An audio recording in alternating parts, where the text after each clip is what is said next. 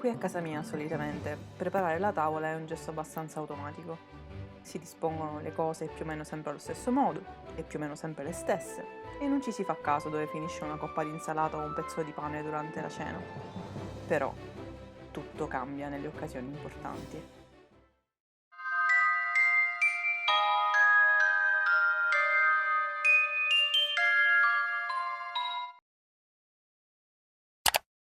Buongiorno ragazzi, buongiorno ragazze, bentornati sul canale. Sono sicura che capite cosa intendo e che riuscite facilmente a immaginarvi quel momento in cui qualcuno è addetto a preparare la tavola durante un compleanno, durante una festa di Natale o durante un'occasione importante in generale. Si diventa la fata madrina delle tavole apparecchiate e si punta a un'estetica a tutti i costi. Il centro tavola, i tovaglioli messi in un certo modo, i bicchieri di cristallo messi nel posto giusto, uno accanto all'altro, tutti disposti allo stesso modo per tutti i posti, le posate messe al posto giusto neanche fosse un matrimonio e fossimo dei professionisti, e senza neanche accorgertene ti ritrovi a spostare i cucchiai per le pietanze di pochi millimetri per allinearli tra di loro e allinearli all'idea immaginaria di tavola perfetta che ti si è formata in testa. A spostare addirittura i pezzi di pane perché posizionarli nel posto sbagliato è come se compromettesse un chissà quale equilibrio cosmico in quel momento. E alla fine, dopo tutto sto casino, dopo che hai perso preziosissimi minuti della tua vita per fare tutto questo e sei lì a osservare la composizione generale, sei soddisfatto, no? Mentre che so, togli un po' di polvere di farina dalla tavola, dalla tovaglia perché sta rovinando il tuo insieme, arriva qualcuno con le pietanze principali e ti dice di spostare tutto perché non ci entrano.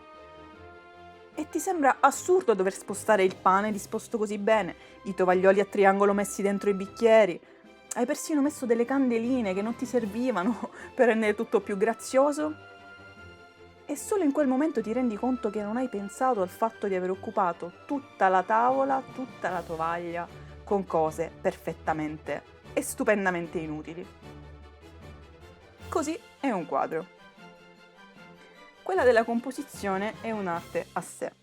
Capire qual è il soggetto principale di un quadro e di quanto spazio necessita è la prima cosa da fare quando si inizia un'opera.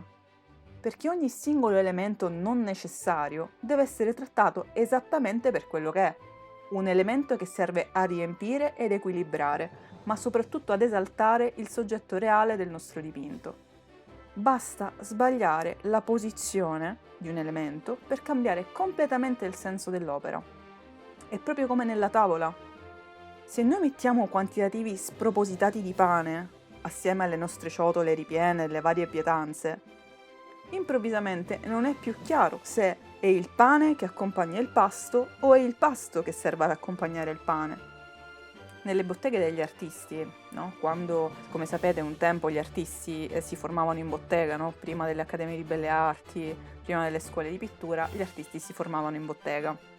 E in queste botteghe c'era un modo molto bizzarro e troppo interessante per capire se una composizione, se un quadro funzionasse o meno. E voglio assolutamente raccontarvela perché davvero penso si sappia troppo poco del mondo dell'arte e della sua magia, del suo calore e delle sue stranezze meravigliose. E voglio proprio che ve li immaginiate questi artisti in bottega, no? Un piccolo Leonardo, un piccolo Caravaggio, questi piccoli geni dell'arte nella bottega del maestro che prendevano un quadro e per capire se funzionava provavano a cantarlo.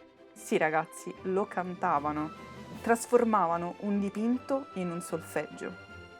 I colori cupi avevano un suono, quelli luminosi un altro suono. Un quadro diventava melodia. E questo serviva a prendere le distanze da quello che si rappresentava, prendere la distanza dal linguaggio pittorico e riuscire a vedere se matematicamente funzionava. Lo traducevano realmente con un altro linguaggio. Come noi che adesso fotografiamo il nostro quadro per vederlo nella foto e con la distanza fotografica capire se funziona.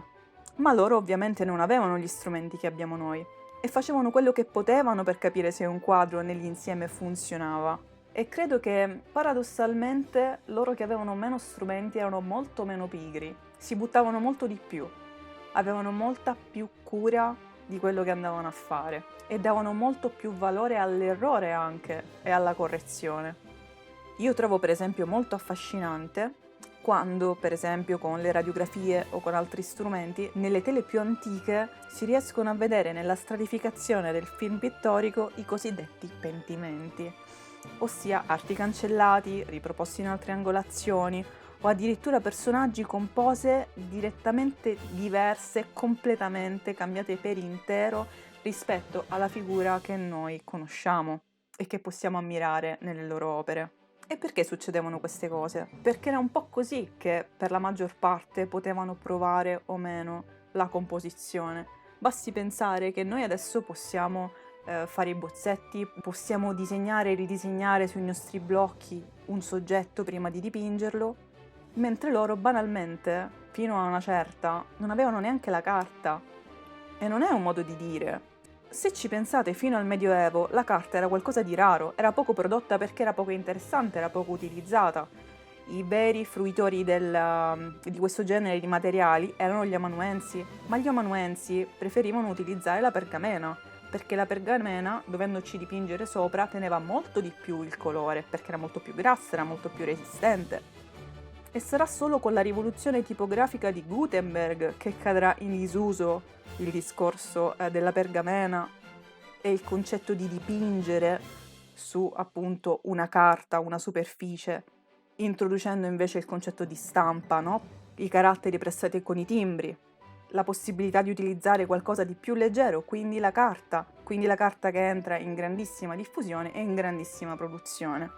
Piccola parentesi, ok che abbiamo la prova che la carta fu portata in Europa grazie agli arabi e soprattutto pare che la Sicilia del periodo islamico fosse la prima terra europea in cui fu costruito uno stabilimento di carta, cosa testimoniata dal viaggiatore arabo Ibn Hawqal, spero di non averlo pronunciato malissimo, che visitò Palermo nel 972 e testimoniò, tra le altre cose, di aver visto la carta, ma la prima vera cartiera, quindi che poi permise uno sviluppo maggiore della produzione di carta, è quella di Fabriano, e parliamo del XII secolo. E ovviamente non dovete immaginare la produzione di carta di quegli anni come la produzione di carta che c'è ora, perché era anche un processo diverso, si recuperavano i materiali in maniera completamente diversa.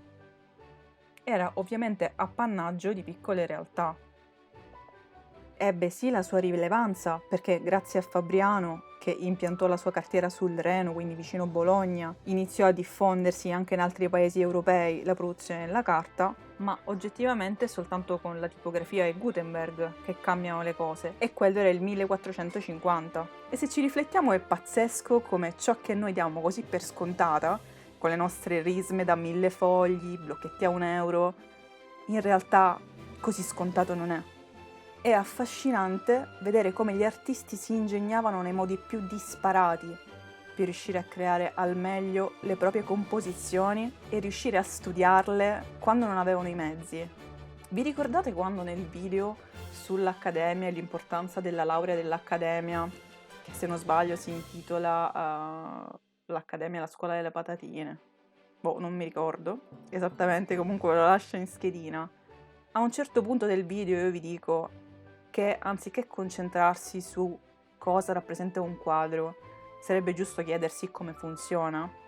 Ecco, il concetto di composizione in realtà è un concetto ampissimo di cui parleremo nel tempo e nelle sue varie sfumature, perché letteralmente ci sono state delle vere e proprie rivoluzioni per quel che riguarda la creazione della composizione. Mai nella storia la composizione è stato qualcosa di casuale. Basta pensare alle forme geometriche che sono state al centro della composizione per secoli, le forme simboliche entro cui si inquadravano i soggetti principali nell'antichità, la rivoluzione quattrocentesca che porta via la geometria e punta alla spasmodica ricerca del realismo, no? Il Rinascimento, questa ricerca del corpo che si muove, che simula il vero movimento nella pittura, ma anche nelle sculture, no? I corpi che devono avere una forma, che devono avere una muscolatura che suggerisca realmente potenza. i movimenti ricreati anche da grandissimi scultori, oltre che dai pittori, che ti danno la sensazione dello sforzo, che ti danno la sensazione della plasticità dei corpi, tipica del 400. Il 500 che porta via il realismo e indaga invece la disposizione degli elementi del quadro nel modo più simile a quella che abbiamo oggi, che sboccia poi nel barocco, no? Con quella che forse può essere considerata la più grande invenzione del barocco dal punto di vista della composizione, che è il colpo d'occhio, la visione di insieme, la capacità di tenere assieme, armonicamente, un quantitativo sostanzioso di elementi. Bello osservare un quadro e cercarne di capire il significato, ma quanto è dannatamente più affascinante capire il ragionamento che c'è dietro, come funziona. È bello guardare la colazione sull'erba di Manet e chiedersi cosa rappresentasse. Del resto è un quadro importante, è un quadro politicamente pesante, è un quadro rivoluzionario, anche artisticamente ma anche concettualmente. Ma quanto è altrettanto affascinante immaginarsi che Edouard Manet, per rimediare alla mancanza della fotografia, per capire la visione d'insieme, portava sempre con sé una lente riducente con cui guardare la tela in maniera rimpicciolita, una tela di 2,60 m, dipinta ovviamente a distanza ravvicinata, per rendere la composizione facile da gestire. Un artista, Manet, che senza saperlo aveva già intuito dove saremmo arrivati noi oggi, ben più di un secolo prima. Ragazzi, spero vivamente che tutti questi discorsi servano a ispirarvi.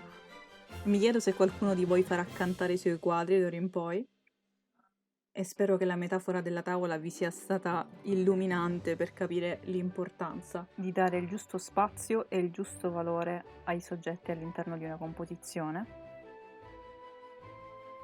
Ragazzi, con questo video si conclude il percorso Dipingiamo insieme, quantomeno per ora. Questo quadro avrà bisogno dei suoi tempi, lo lavorerò con i suoi tempi, probabilmente lo vedrete più avanti quando parleremo delle vernici e delle finiture, ma è giusto anche dedicarci ad altro perché ho tantissimi progetti per questo canale e non avete idea di quanto io stia fremendo per i prossimi argomenti che ho intenzione di trattare sul canale. Vi invito a iscrivervi al canale se non lo avete ancora fatto, attivare la campanellina delle notifiche e lasciarmi un like o un commento di supporto, in modo che questo canale possa volare e arrivare a quanti più artisti, pittori o semplici appassionati possano desiderare di conoscere un canale come questo. Come al solito vi mando un grosso bacio, vi auguro di creare sempre cose meravigliose e ispirate e noi ci vediamo presto nel prossimo video. Ciao!